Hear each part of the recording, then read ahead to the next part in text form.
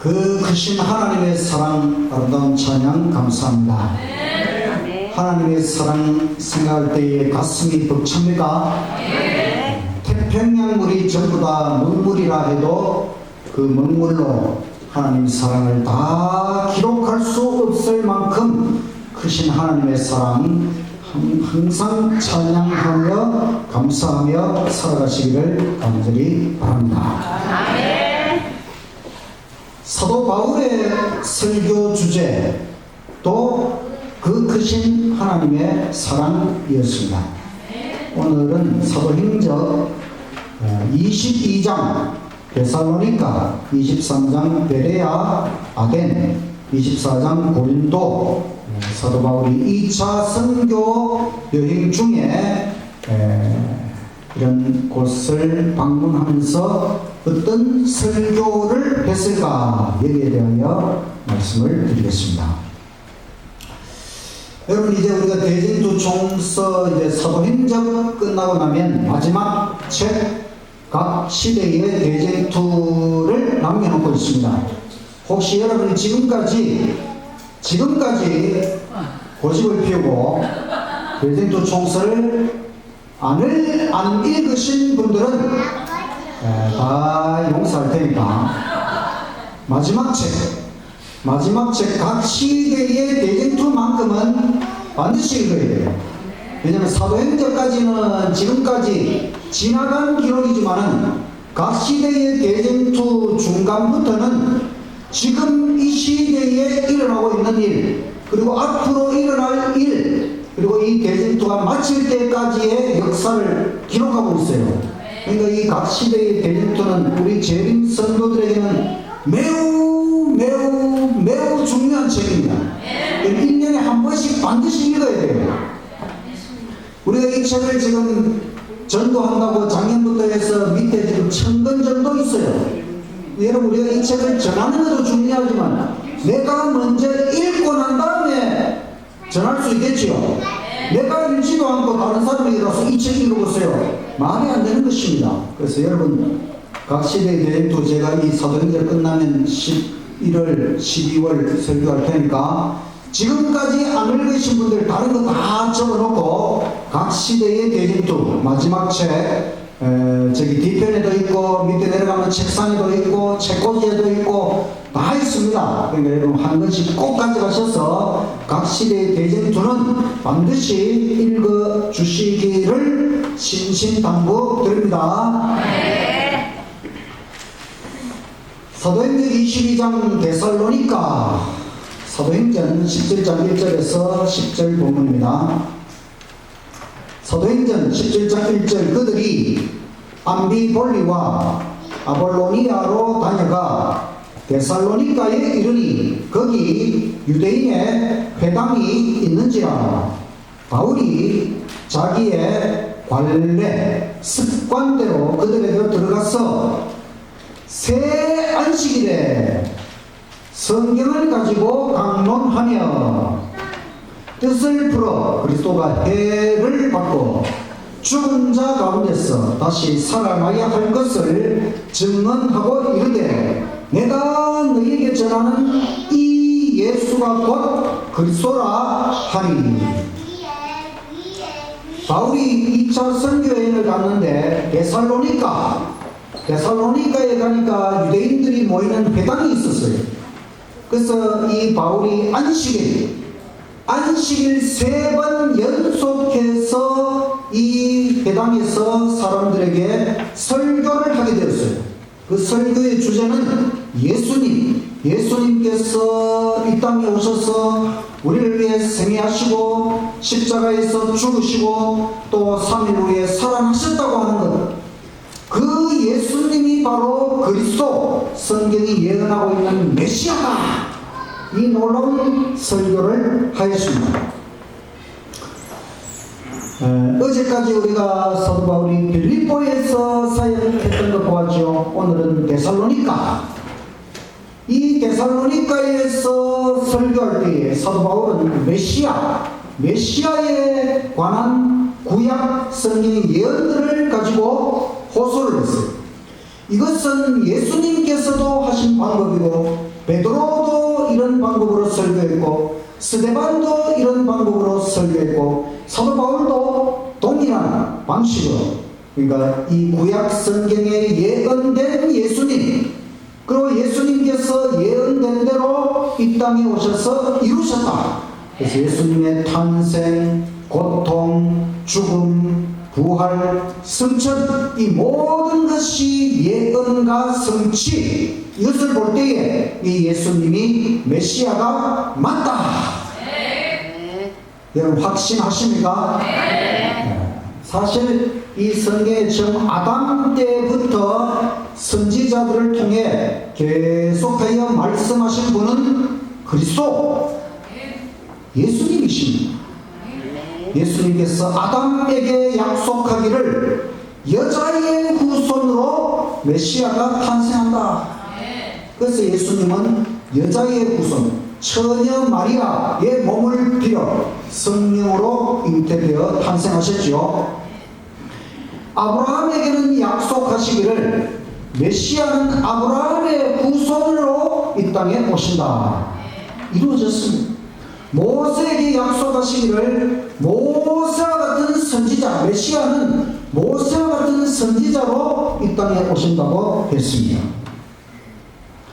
야곱은 예언하기를 자기 아들, 12아들 중에 바로 유다 지파에서 예수님이 탄생하시는데 실로라는 안식을 주는 자로 예수님께서 유다 지파에서 탄생하실 것. 예수님이 유다 지파에서 오신 거 맞습니까? 네. 유다 지파는 왕의 지파이기 때문에 이사야 선지자는 예언하기를 예수님은 다윗의 후손 메시아다. 다윗 언약의 왕으로 오신다고 했는데 이루어졌습니다.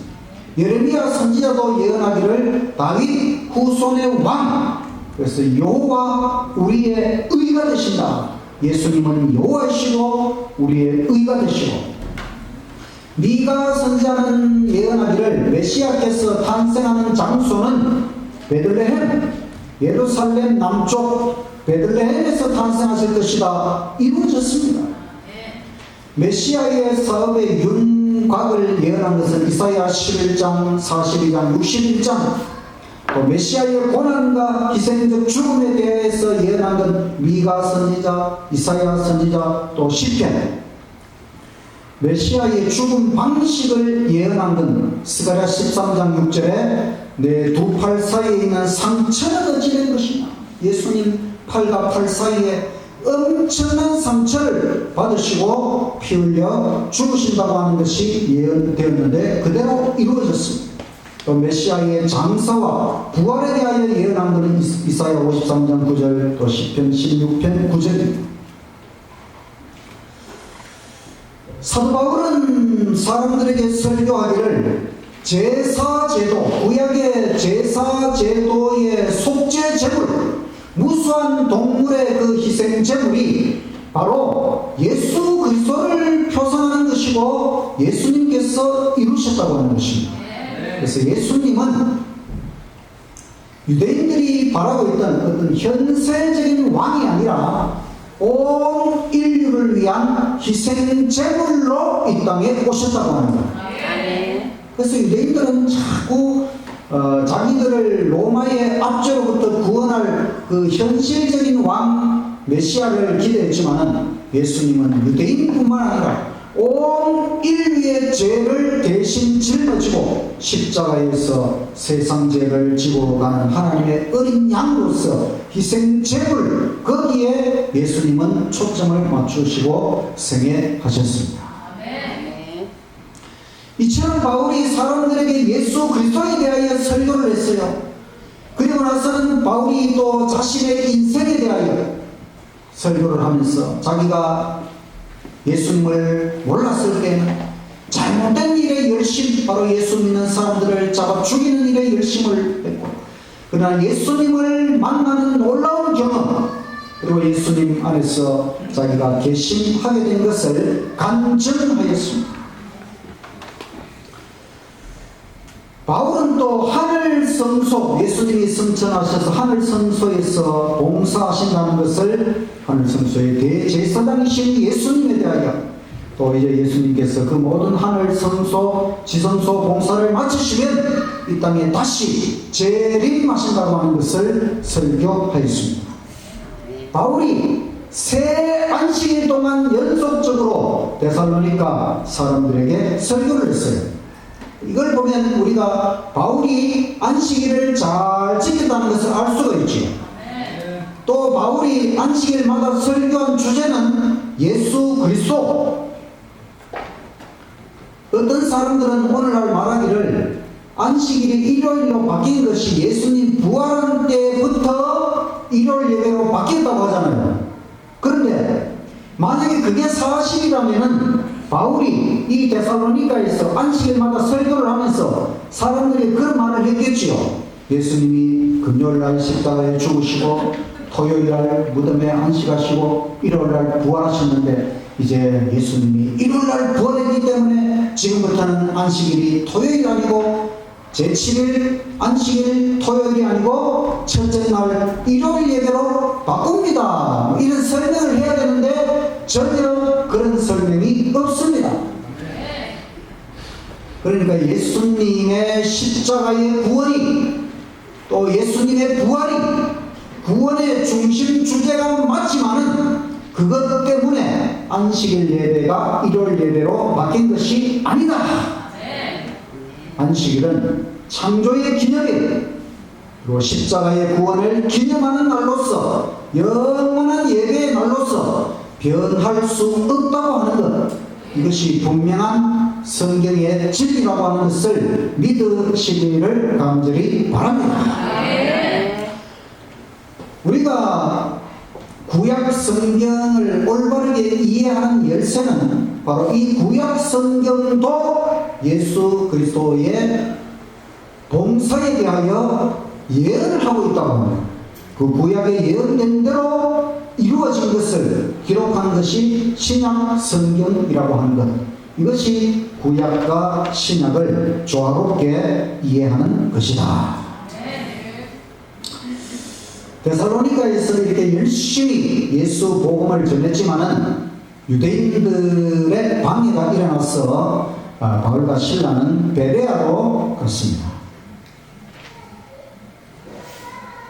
사도행전 23장 베레아와 아덴, 사도행전 17장 11절부터 34절 보면 베레아 사람들은 신사적이고 편견이 없어서 성경을 잘 받아들이고 날마다 성경을 연구했다고 합니다. 모든 사람은 받은 빛에 따라서 심판을 받는다. 우리는 하나님의 빛을 많이 받았죠. 빛을 많이 받았으니까 받은 빛대로 열심히 살아야 되는 것입니다. 받은 빛에 따라서, 우리가 받은 빛이 많으면 많을수록 그 빛에 따라서 더 엄한 엄중한 심판이 일어날 것입니다. 그러니까 어떤 사람들은 그러면 작게 받아야지, 그래야 심판을 가볍게 받지, 이렇게 생각하는데 그게 아닙니다. 하나님의 빛을 다 받고 하나님 말씀대로 살고 하나님의 은혜 가운데 사는 것이 우리 인생이 누릴 수 있는 최고의 복이라고 하는 것을 기억하시기를 간절히 바랍니다. 아멘. 그런데 이 데살로니가 사람들은 베레아까지 쫓아와서 바울과 사도들이 전하는 복음 사업을 방해했어요. 그래서 사도들은 베레아를 떠나서 아덴은 지금 현재 그리스 수도 아테네로 갔어요. 반대에도 불구하고 바울은 꾸준히 앞으로 나아갔다. 이방인의 사도로 부름받은 바울은 하나님의 목적 성취를 위하여 흔들리지 않았다. 여러분, 우리가 주님의 복음 사업은 반드시 성공하게 되어 있어요. 그래서 어떠한 방해가 있을지라도 끝까지 오직 믿음으로, 오직 믿음으로 흔들리지 않고 전진하게 되시기를 간절히 바랍니다. 그 창문 좀 닫아주시면 빛이 비쳐요. 아니 그 앞에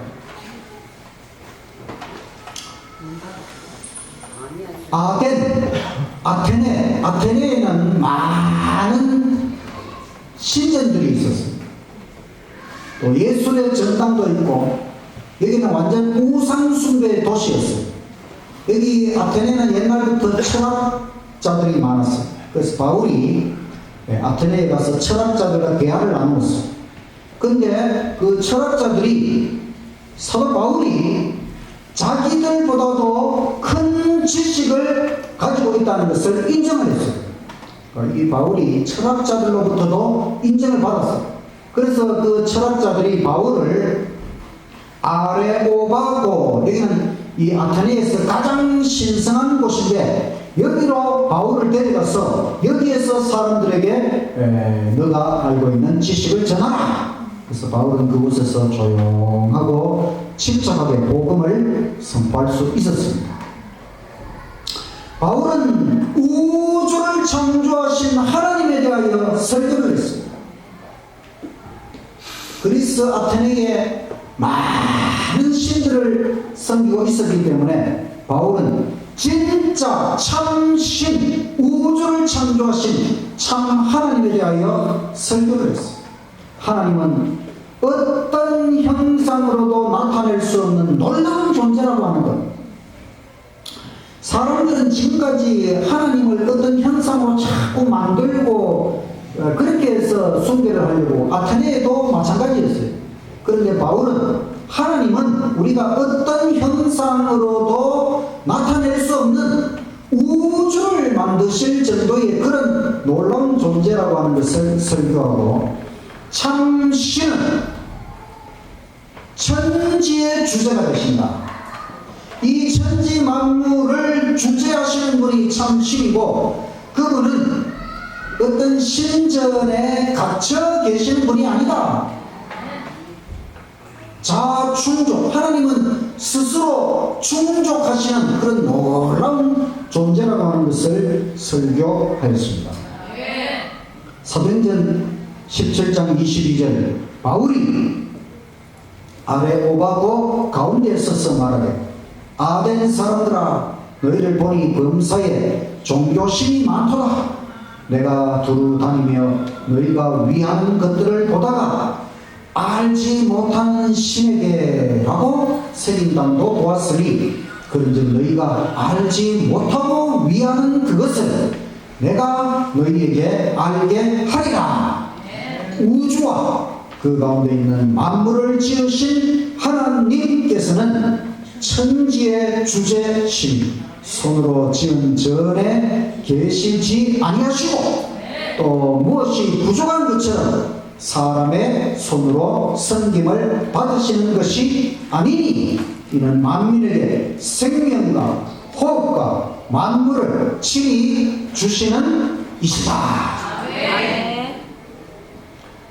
이 아레오바고에서 설교한다는 것은 아무나에게 주어지는 특권이 아닙니다.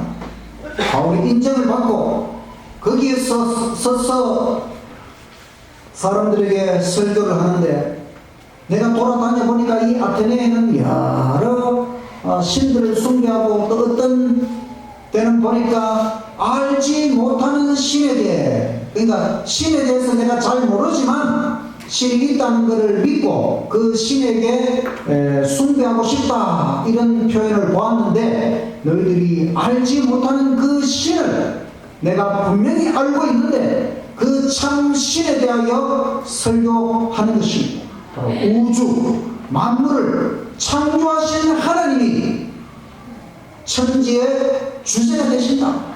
그런데 그 하나님은, 우주를 창조하신 하나님은 우주보다 더 위대하신 분이기 때문에 어떤 인간이 신전을 만들어 놓으면 하나님이 거기 들어가서 갇혀 계시는 그런 존재가 아니라는 것입니다.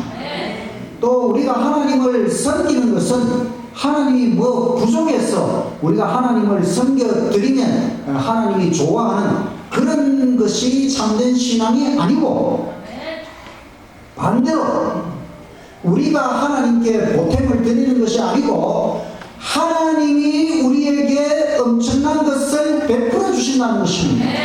우리에게 생명을 주시고 호흡하도록 하시고 천지 만물 모든 것을 우리에게 베풀어 주시는 분이 바로 하나님이라고 하는 것입니다. 바울이 이 설교를 할 때에 얼마나 놀라운 설교입니까? 그러면서 모든 사람은 하나님을 힘입어 살며 기도하며 존재한다. 여러분, 우리가 우리 힘으로 사는 것입니까? 내 힘으로 숨 쉽니까? 내 힘으로 심장이 뛰고 있습니까? 내 힘으로 음식이 소화가 됩니까? 아무것도 우리가 모릅니다. 그런데 우리 몸이 지금 이렇게 살아있고 작동하는 모든 것은 전지전능하신 창조주 하나님의 능력으로 이루어지고 있다는 것을 깨닫고 하나님 앞에 정말로 감사하시기를 간절히 바랍니다. 이것을 깨달았다면 우리는 하나님을 안 섬길 수가 없어요. 매 순간 1분 1초 매 순간의 삶이 하나님의 은혜와 능력으로 되는 것이지요. 이렇게 하나님에 대하여 설교를 하고 그 다음에 하나님께서 보내신 예수 그리스도의 생애와 죽음과 부활에 대하여 설교를 하니까 사람들이 더 듣기를 거부했어요. 왜냐하면 헬라 사람들은 철학, 지혜, 인간의 지혜를 추구하는 사람들이기 때문에 십자가 기대 이런 건 아주 어리석게 생각하는 것입니다. 왜냐하면 이 로마 제국 시대에는 십자가는 사형틀이고 가장 악독한 그 죄인들을 죽이는 그런 사형틀인데 그 사형틀에 죽은 예수를 신으로 섬긴다는 것은 말도 안 된다고 생각을 했어요. 그래서 인간의 지혜를 자랑하는 아테네 사람들은 교만하여 복음을 거부했어요. 바울은 그렇지만 아테네에서 지혜롭게 재치를 가지고 참 하나님을 증거했어요. 만약에 바울이 이 아테네에서 공격적으로 진리를 전했다고 하면 소크라테스의 운명이 될 뻔했다. 소크라테스가 어떻게 죽은지 여러분 아시죠? 소크라테스가 자신의 그 철학, 그 신념, 사상을 막 사람들에게 이야기할 때에 이것을 받아들이지 않고 너가 너의 사상과 신념을 포기하든지 아니면 독약을 마셔라 이렇게 해서 결국 소크라테스는 자기의 신념을 포기하지 않고 독약을 마시고 죽었죠. 그래서 바울이 만약에 아테네에서 공격적으로 논쟁하듯이 이렇게 했다면 아마 운명이 잘못될 수 있었는데 그렇지만 바울은 아주 지혜롭게 재치를 가지고 참 하나님에 대하여 설교를 했습니다. 그래서 그렇지만 아테네 사람들이 이 놀라운 기별을 받아들일 준비가 되어 있지 않았고 그래도 사도 바울은 막당하지 않고 다시 또 지역을 옮겨서 계속하여 복음을 전합니다. 사도행전 24장 고린도 사도행전 18장 1절에서 18절 본문입니다. 고린도는 상업의 중심지고 또 사업과 쾌락의 대도시였습니다. 여기에서는 유대인 아굴라와 브리스길라 부부 이 열렬한 일꾼이 바울과 함께 동역하게 되었습니다. 고린도 시민들은 비너스 여신 우상 숭배에 빠져 있었고 또 쾌락과 활락에 빠져 있었어요. 아테네에서는 철학적으로 접근했지만 이 고린도에서는 사도 바울이 오직 십자가의 복음을 전합니다. 그 당시에 십자가의 예수님을 인류의 구주로 높이는 것은 조롱의 대상이지만은 그러나 바울에게는 오직 십자가 최고의 흥미를 가진 주제였습니다. 바울은 고린도의 회당에서 유대인들에게 예수님이 메시아라고 하는 설명을 했습니다. 바울은 성령의 능력으로 설교하였습니다. 그리고 자신이 어떻게 예수님을 믿게 되었는지 그 회심을 감정하고 성경을 해석했습니다. 하지만 유대인들은 바울이 전한 예수 복음을 거절하였습니다. 이제 잠시 후에 실라와 디모데가 합류하게 되고 바울은 그들과 함께 이제 유대인이 복음을 안 받아들이면 이방인들에게 전도를 하는데 우주의 창조주이신 하나님 또 그의 아들 예수 그리스도 인류를 구원하는 무한한 사랑 하나님께서 인류를 구원하기 위하여 그 아들 예수님을 이 땅에 보내신 그 무한한 사랑에 대하여 설교를 했습니다. 그때 해당장 유대인 해당장 그리스도와 그 가족 또 많은 사람이 믿고 침례를 받았습니다. 해당장 그리스도가 침례를 받고 나니까 유대인들이 아주 격렬한 증오심을 나타냈습니다. 그래서 고린도에서는 이 고린도 이방인들이 아주 부패한 모습을 보고 또 유대인들이 이 복음을 전하는 바울을 멸시하는 것을 또 생각하면서 바울은 거의 낙담합니다. 거의 낙담합니다. 바울도 인간인데 어찌 낙담하지 않을 수 있겠습니까? 그렇지만 주님께서 바울에게 계시를 주시기를 두려워 말고 전하라. 이 성 중에 내 백성이 많다. 우리 인간의 눈에는 다 부패한 인간이요 복음을 안 받아들일 것처럼 보이지만 이 성 중에 하나님 백성이 있으니까 두려워 말고 전하라고 하는 것입니다. 그래서 고린도에서 집집 방문 전도를 했어요. 가정에 찾아가서 친밀하게 교제를 나누면서 전도하는데 바울의 가르침에는 항상 예수 그리스도께서 중심 인물이셨다. 바울은 자신을 감추고 자신 안에 거하시는 그리스도 예수님을 높였다고 하는 것입니다.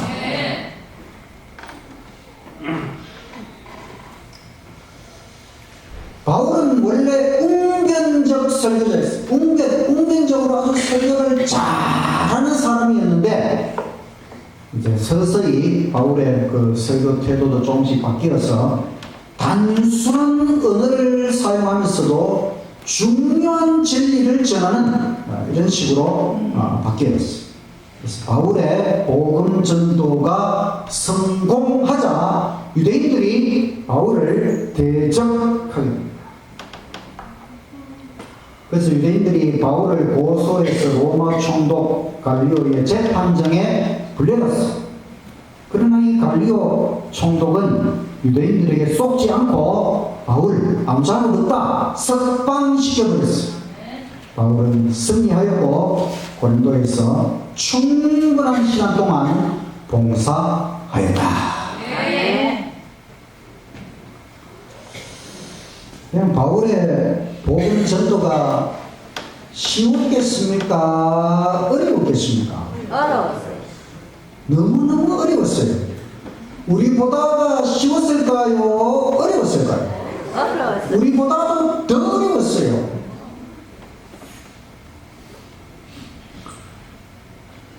지금은 그래도 기독교 복음이 이제는 전 세계적으로 다 퍼져 있고 기독교가 세계 최고의 종교가 되었어요. 세계 인구의 3분의 1이 예수님을 믿게 되었어요. 그래 여러분 사도 바울 시대는 아주 극소수의 사람이 예수님을 알고 믿는 그런 시대인데 그 예수님에 대하여 전혀 모르는 그런 사람들에게 가서 오직 성경을 가지고 예수님에 대하여 증거를 하고 이렇게 한다는 것이 참 어렵네요. 그리고 지금은 또 경찰도 있고 국가가 있기 때문에 우리가 복음을 전해도 사람들이 막 함부로 우리를 막 때리거나 그렇게 못하잖아요. 다 그게 신사적으로 지키게 돼 있습니다. 그러나 바울 시대에는 지금처럼 그렇게 그런 것이 없기 때문에 잘못하면 사람들에게 붙잡혀가서 두들겨 맞고 막 돌에도 맞고 막 순교당할 수도 있고 이런 어려운 그런 상황 가운데서 사도 바울이 복음을 전했다고 하는 건 참 놀라운 일이지. 바울의 설교의 주제는 참신. 참신이 누구이시냐? 참신. 우리 인류에게 있어서 인류가 믿어야 할 참신. 진짜 하나님이 누구냐 하는 것입니다. 그것은 바로 우주를 창조하신 하나님, 성경에 나오는 하나님, 그 여호와 하나님이 참신이고 유일신, 하나님 외에는 진짜 신이 없다는 것입니다. 그 참신의 아들이신 예수님, 성자 하나님께서 이 땅에 오셔서 우리 인간을 죄와 죽음으로부터 구원하기 위하여 예수님께서 십자가를 지시고 십자가 위에서 우리 대신 죽으셨다고 하는 것, 그리고 3일 후에 살아나셨다고 하는 것, 그리고 하늘로 승천하셨다고 하는 것, 그 승천하신 예수님이 사도 바울에게 나타났다고 하는 것, 그래서 바울이 이방인의 사도가 되어서 지금 온 세상을 돌아다니면서 선교하고 있다고 하는 것, 이 엄청난 것을 사도 바울이 설교하였습니다. 여러분, 우리에게 참신은 오직 성경에 하나님밖에 없다고 하는 것 맞습니까? 그 하나님이 얼마나 좋으신 하나님인가 하면 우리 인간을 다시 살리기 위하여 하나님의 독생자 예수님을 이 땅에 보내시고 우리를 구원해 주셨다고 하는 것, 그 구원을 위하여 예수님이 십자가 위에서 죽으셨다고 하는 것, 엄청난 고통 가운데 죽으셨다고 하는 것, 이것이 하나님의 구원이라고 하는 것입니다. 이것이 우리 인간에게 있어서는 최고의 지식이요, 최고의 지혜요, 정말 최고의 사상이요, 종교라고 하는 것입니다. 이것이 우리의 참된 신앙이 되어야 한다는 것입니다. 이것이 참된 구원의 길이라고 하는 것입니다. 바울의 설교를 보면 얼마나 명확합니까? 참 하나님, 참 구원자 예수, 이 놀라운 사실을 우리가 다 깨달았으니 우리는 정말 감사하게 생각합니다.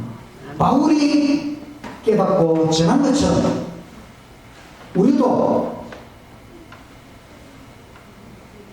하나님에 대하여 확신하고 예수님에 대하여 확신을 하고 열심히 전하게 되시기를 간절히 바랍니다. 이 성경에서 하나님에 대하여, 예수님에 대하여 가장 성경적으로 분명하게 전하는 참된 구원의 진리를 성경적으로 전하는 교회가 제7일 안식일 예수 재림 교회지요. 맞습니까, 여러분? 우리 이대현 선생님께서 어떤 목사님을 만나가지고, 내가 지금 교회 다니는데 제7일 안식일 예수 재림 교회에 다닌다고 하니까 그 목사님, 그 교회에 다니면 큰일 난다고, 마지막에 가면 큰일 난다고 이거더래요. 그래서 제가 그 이야기 듣고 뭐라고 했는가 하면, 우리 이대현 선생님이 큰일 날 게 아니고 그 목사님이 큰일 나게 되어 있습니다. 그럼 마지막 때에 가보면 예수님 재림하시면은 누가 제일 두려운 벌을 받는가 하면 목사들입니다. 왜냐하면 목사들이 성도들을 하나님 말씀대로 진리 가운데로 인도하지 않고 잘못된 길로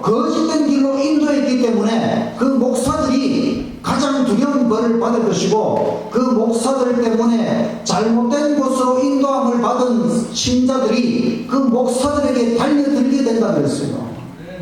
그 사람들이야말로 마지막 재림의 날에 정말 큰일 나게 되는 것입니다. 우리가 하나님을 믿더라도 성경대로 진리대로 올바르게 믿어야 하는 것입니다. 이 제7일 안식 예수 재림교회 안에서 참 하나님을, 참 예수님을 가장 올바르게 명확하게 섬기며 신앙하며 전하며 살다가 예수님 재림의 날에 다 하늘로 승천할 수 있는 저와 여러분이 되시기를 간절히 바라면서 말씀을 마치겠습니다. 아멘.